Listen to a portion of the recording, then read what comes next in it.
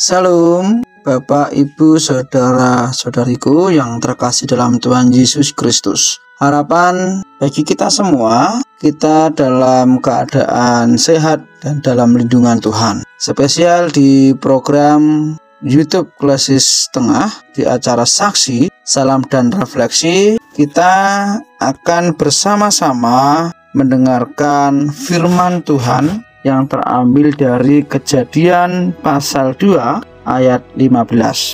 Tuhan Allah mengambil manusia itu dan menempatkannya dalam Taman Eden untuk mengusahakan dan memelihara taman itu.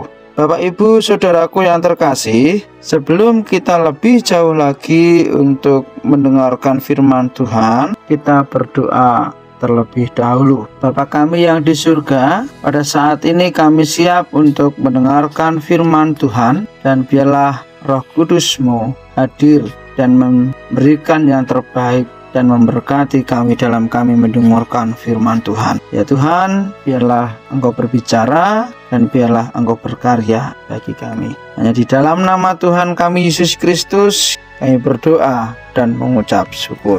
Amin. Bapak, Ibu, Saudaraku yang terkasih, dari bacaan firman Tuhan dari Kejadian pasal 2 ayat 15, di sini Tuhan berbicara tentang Adam dan Hawa pada waktu itu untuk mengusahakan taman tersebut. Bapak, Ibu, Saudaraku yang terkasih, kalau saya boleh bertanya ya, siapa yang merasa dalam melaksanakan pekerjaan walaupun terasa berat tetapi melakukannya dengan senang hati? Melakukan pekerjaan terasa berat tapi dikerjakannya dengan senang hati. Kita pasti pernah mengalami hal itu, dengan semangat, dengan sukacita dan sebagainya ya. Pasti pernah mengalaminya. Dan juga saya berpendapat begini, susah-susah wong kerja lebih susah orang yang tidak punya pekerjaan.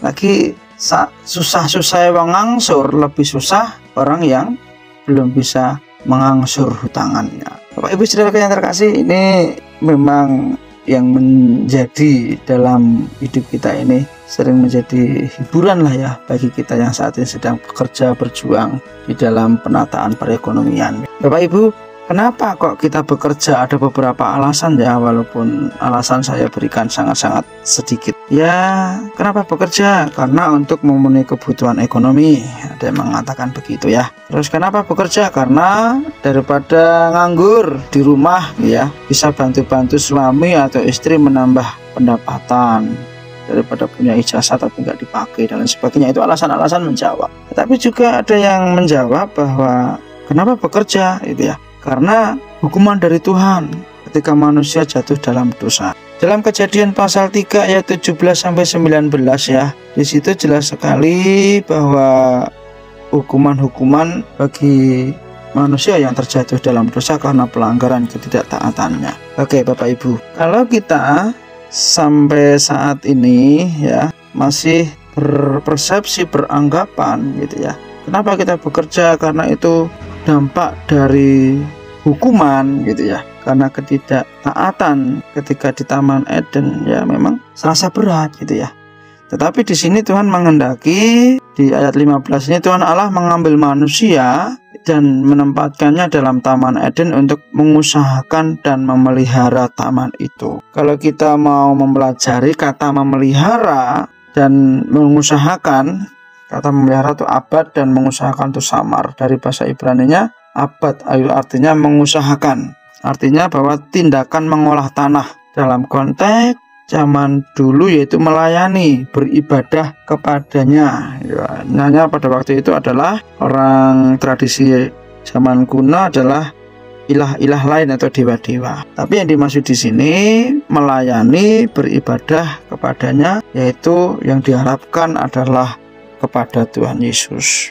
Musa menulis dan di situ ditunjukkan kepada kita. Jadi kata abad, kata memelihara, mengusahakan di situ dengan tujuan adalah kerja, melayani, beribadah kepadanya. Jadi kita bekerja sebelum manusia jatuh dalam dosa itu adalah sudah menjadi mandat Allah. Ya, jadi kalau sudah mandat Allah, tidak boleh kita mengeluh. Harus dikerjakan dengan senang hati, dengan sukacita. Dan sampai saat ini, yang saat ini sudah diberi pekerjaan, kita kerjakan dengan happy lah ya, dengan tujuan yaitu untuk melayani Allah. Jadi, Bapak Ibu Saudaraku yang terkasih, dalam kita melakukan pekerjaan yang sudah Tuhan berikan bagi kita, itu semuanya adalah pemberian Tuhan. Jadi kita kerjakan dengan senang hati karena punya tujuan yaitu melayani Tuhan. Jangan dengan merasa berat gitu ya,